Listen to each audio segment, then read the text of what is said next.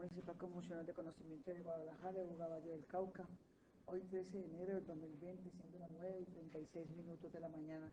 Vista la presente sala con el fin de celebrar la audiencia de formulación de acusación que en su debida oportunidad solicita la Fiscalía 42 seccional dentro de la investigación adelantada en contra del señor Fabián Andrés Quintero Quevedo por el delito de hurto calificado y agravado radicado bajo partido número 76-111-6247-2019-00629 de conformidad con el artículo 338 del Código de Procedimiento Penal. Constatamos la presencia de los sujetos procesales por la Fiscalía. Buenos días, señora juez, y a las partes que se encuentran presentes en esta audiencia pública. Por parte de la Fiscalía hace presencia Luis Meri López Sandoval, fiscal tercera local de Buga. Gracias. Defensa. Muy buenos días, su señoría. Usted y demás asistentes a la presente vista pública. Actúa en calidad de defensa técnica el suscrito Daniel Giovanni Neira Ríos, cedulado con el número 1105-670-628 e identificado profesionalmente con la tarjeta 256-969 del Honorable Consejo Superior de la Judicatura. Efectos de notificaciones: continúa siendo la carrera quinta número 699, Barrio Centro, instalaciones del Instituto Tectol en el municipio de Rovira, Tolima. El Ministerio Público citado mediante oficio 5141 y fecha 12 de diciembre de 2019. Víctima, señora fiscal. La víctima dentro de la presente investigación se encontraba citada, pero desconozco el motivo por el cual no se encuentra presente. Gracias. En este momento se procede a declarar abierta la presente vista pública, ya de traslado de la escrita acusación presentada ante este despacho por la Fiscalía Tercera Local a la defensa del procesado. Señor defensor, ¿tiene la escrita acusación? Sí, señora juez, me lo suministró su despacho.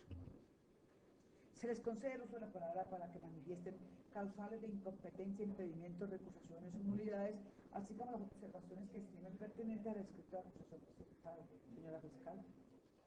De parte de la Fiscalía no hay ninguna causal de impedimento, incompetencia, recusación o nulidad dentro de la presente investigación que se sigue en contra de señora juez. Señor defensor. Gracias, señoría. Son varias las observaciones a realizar al escrito de acusación. Procederé de la siguiente manera entonces.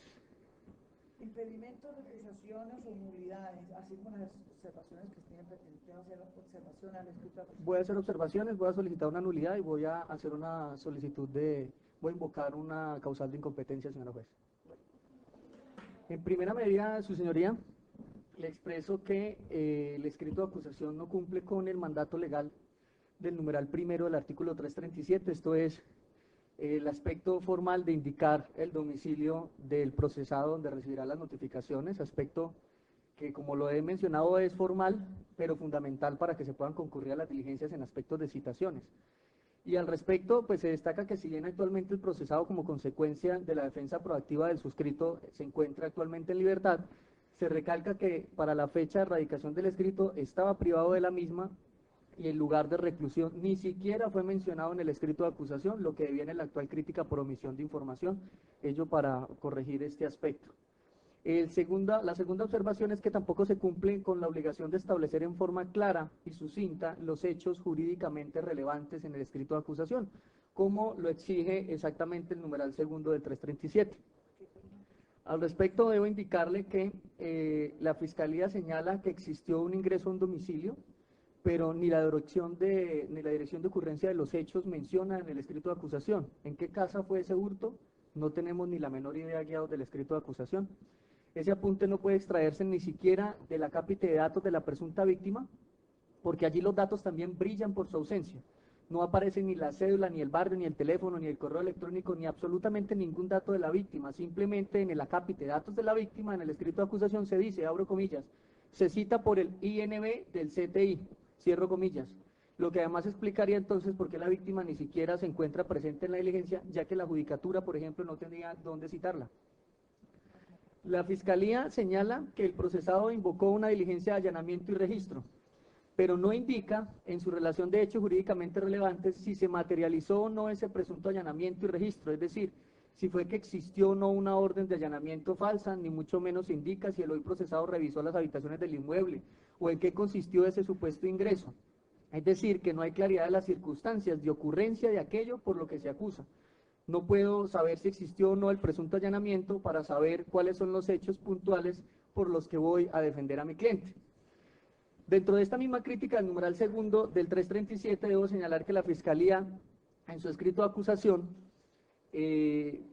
dice que posterior al hurto se profirieron actos intimidantes en contra de una ciudadana y en contra de una patrullera de la policía. Pero, ¿cuándo fueron esos actos intimidantes? ¿A qué horas? Cuando se dice que los actos intimidantes fueron posterior al hurto, ¿es qué?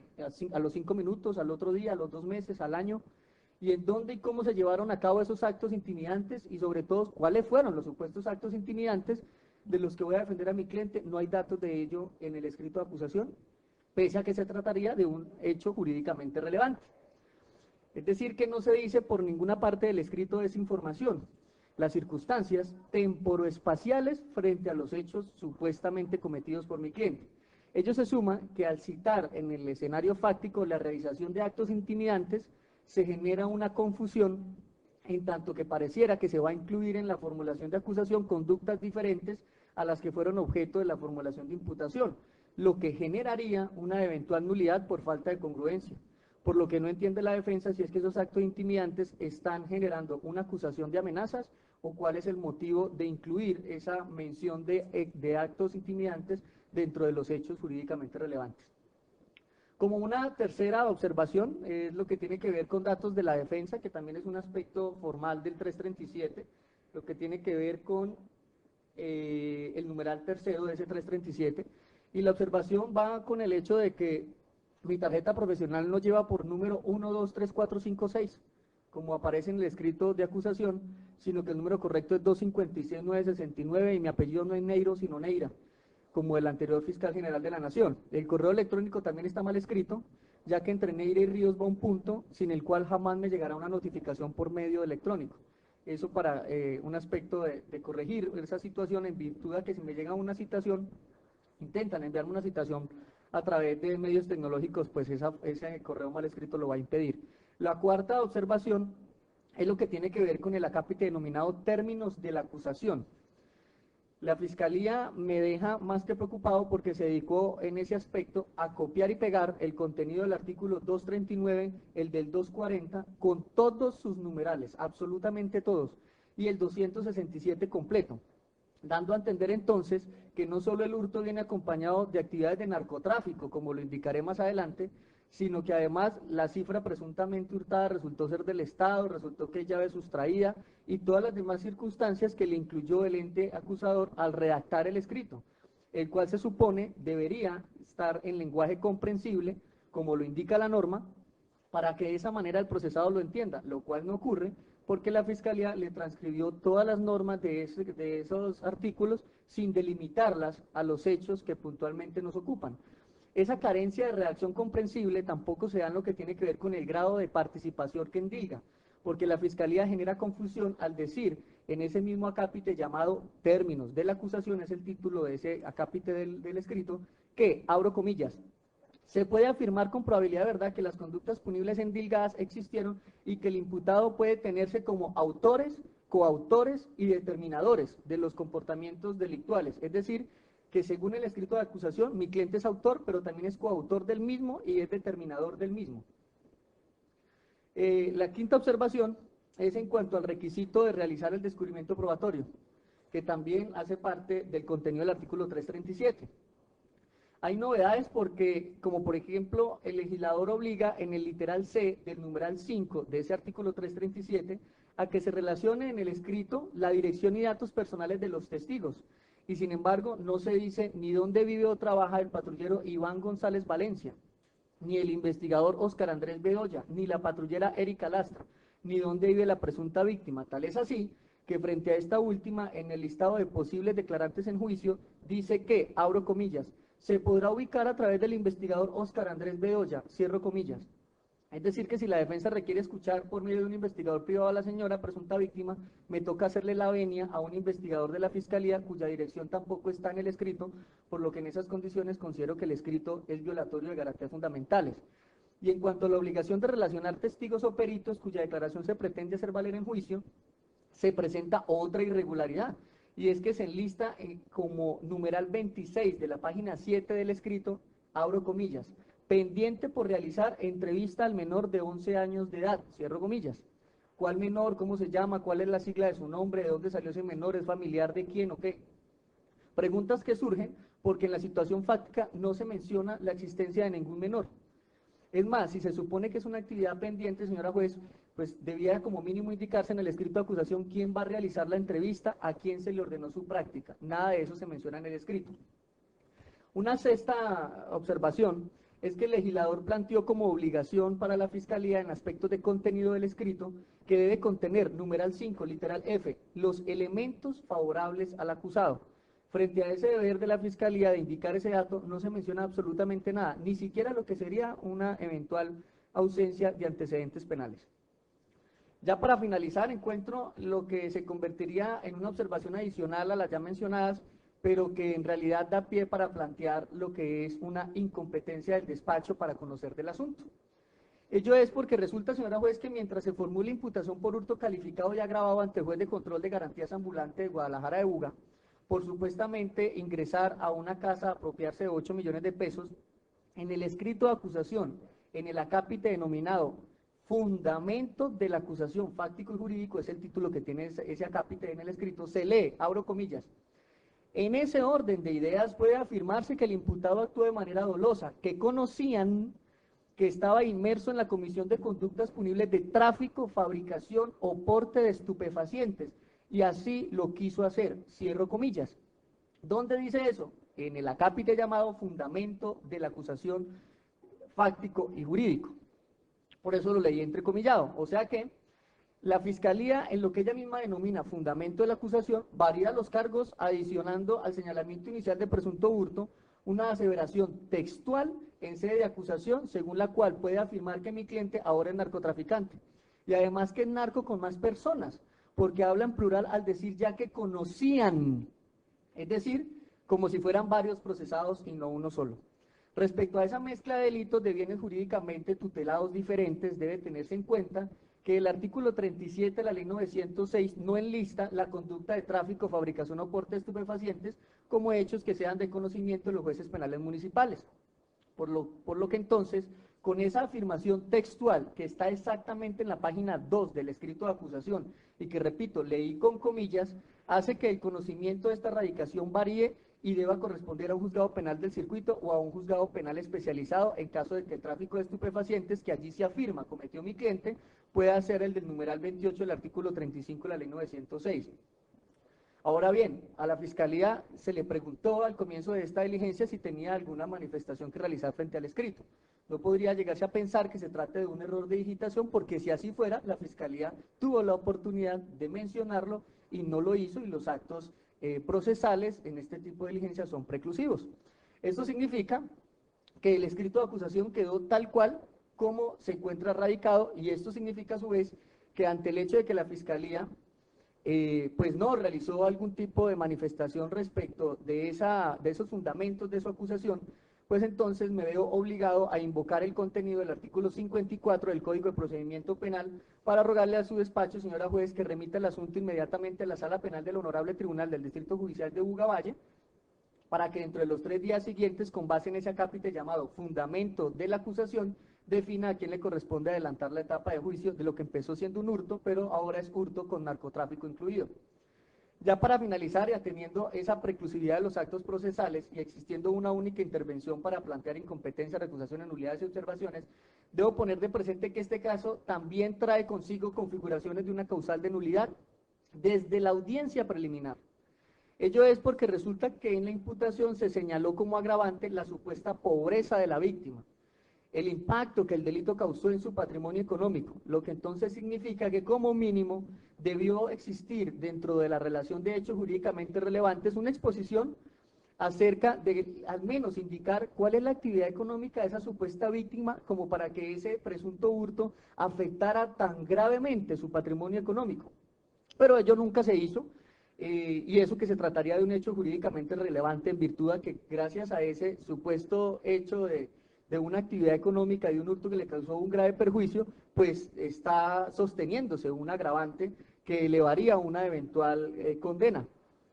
Por lo tanto, debo poner de presente que esa petición de aclaración de esa situación pues debió haberse hecho por parte de la defensa en la audiencia de formulación de imputación, pero no se hizo porque la judicatura cercenó en esa ocasión ese derecho, toda vez que finalizada la intervención del señor fiscal, el juez de garantías ambulante de Buga, como si la defensa técnica no existiera, inmediatamente decidió interrogar al procesado sobre si se allanaba o no a los cargos, sin darle el más mínimo uso de la palabra a la abogada pública para que indicara si tenía alguna observación al respecto, es decir, respecto a la imputación que se acaba de formular por parte de la Fiscalía. Ello basándose, como se puede escuchar en audio, en la postura totalmente errada y desactualizada de que la formulación de imputación es un acto de mera comunicación, pese a que el órgano de cierre ha recalcado repetitivamente que eso no es cierto. Esa situación, a mi parecer, configura entonces una nulidad por vía del artículo 457 en lo que tiene que ver con la violación del derecho a la defensa, ya que en la audiencia preliminar se cercenó el mismo por completo, es decir, el derecho a la defensa, no solo con el no otorgamiento del uso de la palabra a la Defensoría Pública en sede de imputación, sino que además ni siquiera se le concedió a quien no es mi cliente la posibilidad de asesorarse con su defensora pública sobre aquello lo que le convenía más procesablemente, antes de contestar si se allanaba o no a los cargos que le estaban siendo imputados. Y al respecto considero prudente recalcar que esa violación del derecho a la defensa quedó en evidencia de manera pública cuando a minuto 03:49 del récord de la audiencia preliminar dice la abogada pública que en la oficina de la Defensoría del Pueblo tuvo la oportunidad de entrevistar al señor en presencia del fiscal. Imagínense, señora juez, esa flagrante violación de derechos que pasó desapercibida pese a que a minuto 3:49 la abogada dejó constancia de ello.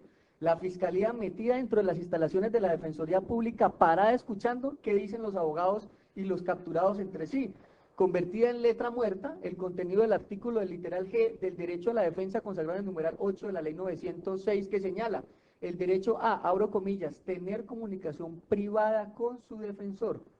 ¿Qué privada puede ser una comunicación donde la Fiscalía invade la oficina de la Defensoría del Pueblo para escuchar de qué trata la conversación? Es decir, que para esta nulidad pues invoco esa anotación que dejó a minuto 3:49 la abogada pública. ¿Cuál es la trascendencia de ello para poder pedir la nulidad? Que es un principio en el que se fundan ese tipo de solicitudes. Pues, señora juez, en primera medida que no se puede pasar por alto que esa carencia de una asesoría a solas y de esa asesoría antes de empezar la audiencia, pero al mismo tiempo después de formular la imputación, pues generó que se perdiera la oportunidad de un eventual allanamiento a cargos con una rebaja hasta del 50%, en especial cuando no existió la flagrancia en este caso. Pero hay otro aspecto fundamental y es que al cercenarse la posibilidad de que la defensa interviniera en la audiencia de formulación de imputación, convirtiendo a la abogada pública en una figura netamente decorativa, pues se impidió, por ejemplo, que la abogada de oficio pudiera plantear que el procedimiento que debió tener este caso era el especial abreviado y no el ordinario. Ello es porque el artículo 534 procesal, en su numeral segundo, enlista el hurto del artículo 239, pero también enlista el hurto calificado del artículo 240 como delito a tramitarse por ese procedimiento especial abreviado. Y enlista también el hurto agravado del artículo 241 en los numerales del 1 al 10. Es decir, que se deja por fuera solamente los numerales 11 al 15 que tienen que ver con transporte público, armas de defensa nacional, patrimonio cultural de la nación y materiales nucleares. ¿Ello qué significa, señora juez? Que la intervención del legislador fue meter el hurto como un delito a tramitarse por el procedimiento especial abreviado, tanto el calificado como el agravado, como delito de ese tipo de procedimientos. Por lo que entonces, si la Fiscalía utilizó un agravante genérico, pues ese agravante genérico no desnaturaliza el artículo 239 y por lo tanto lo convierte en un delito objeto a judicializarse por medio de las reglas del 536 de la ley 1826 del 2017. Y no porque yo aquí lo diga, sino que la explicación es muy fácil. El hurto calificado es investigable de oficio por ser calificado. Y el hurto agravado, cuando es por circunstancias especiales del 241, es investigable de oficio. Pero resulta que cuando es agravado por condiciones genéricas, y esas condiciones genéricas no superan el tope de los 10 salarios mínimos legales mensuales vigentes, es un hurto querellable. Ello significa que si el hurto por ese agravante genérico es querellable, y los delitos querellables son del trámite del procedimiento abreviado, y el hurto calificado como delito oficioso también es del resorte del trámite abreviado, ello significa, en ese orden de ideas, que el caso no podía realizarse por medio de formulación de imputación, y que al hacerse, como mínimo debió permitírsele a la defensa hacer caer en cuenta al juez de esa vía de hecho judicial que se estaba cometiendo, pero ello fue imposible, porque como ya se expresó, ni siquiera se le dio el uso de la palabra al abogado de oficio para que en sede de imputación le hiciera caer en cuenta de ese error a la fiscalía y al juzgado.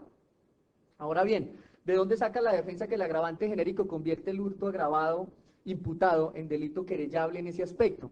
Pues de los pronunciamientos de la Honorable Corte Suprema de Justicia, como el que hizo cuando analizó en sede de casación un caso de hurto y se refirió a cuándo es querellable o no el hurto y la estafa, y dijo, abro comillas, a diferencia de lo que ocurre con preceptos en los cuales se establecen circunstancias de agravación de carácter genérico, como las previstas en el artículo 267 del Código Penal, en cuyo caso la no mención expresa en el sentido de ser delitos querellables no los despoja de esa condición. La no inclusión en el listado respectivo de tipos penales especiales que agravan o califican de manera concreta un tipo básico que hacen estos últimos sean perseguibles de oficio. La anterior situación sin duda acontece en el artículo 241 del Código Penal, que agrava de manera específica el hurto cuando quiera que concurra alguna de las causales allí previstas. Y lo mismo, huelga señalar, ocurre con el delito de hurto calificado previsto en el artículo 240 del Estatuto Punitivo, así como la estafa agravada contemplada en el artículo 247 y bien, que no requieren querella para la iniciación de la respectiva acción penal, contrario a lo acaecido con el hurto tipificado en el artículo 239 y de la estafa del 246 mencionados expresamente en el numeral 2 del artículo 74 de la ley 906 de 2004, siempre que la cuantía no exceda de 150 salarios mínimos legales mensuales, cierro comillas. Es decir, que fue la Corte Suprema y no el abogado Neira Ríos quien dijo que las circunstancias de agravación del artículo 267 no despojan al hurto ni a la estafa de la condición de ser delitos querellables. La postura jurisprudencial a la que me referí es la SP 6419-2016 de la radicación 46110 del 18 de mayo del 2016 con ponencia del doctor Luis Antonio Hernández Barbosa y donde se expresó que se ratificaba una decisión del 15 de septiembre del 2010 dentro del radicado 31088 con el mismo sentido. Por lo que insisto que si mirando el hurto como el calificado entra dentro de los delitos abreviados, y mirando el hurto con agravación genérica adquiere la condición de querellable y por lo tanto entra también dentro de los delitos abreviados, la respuesta de cuál es el trámite a seguir sobra y por lo tanto pretender llevar este caso por un procedimiento diferente como lo es el ordinario viola no solo el principio de legalidad según el cual nadie puede ser investigado sino conforme a la ley procesal vigente, sino que además se afecta el debido proceso del que trata el artículo 29 constitucional, por lo que pido la nulidad de lo actuado desde la audiencia de formulación de imputación e inclusive nulidad que deberá resolverse única y exclusivamente cuando se resuelva la incompetencia planteada en virtud del principio de prioridad. Esas son las manifestaciones que realiza la defensa, su señoría, en virtud del uso de la palabra que se me confirió respecto al artículo 339. Muchas gracias. Teniendo en cuenta entonces la cantidad de observaciones y nulidades elevadas por la defensa, para no ir a violar derechos y garantías constitucionales fundamentales, el despacho estudiará una a una las solicitudes hechas por la defensa y para ello fijará una fecha para pronunciarse al respecto. Entonces fijaremos el 6 de febrero del presente año a las 11 de la mañana, no, a las 10:30.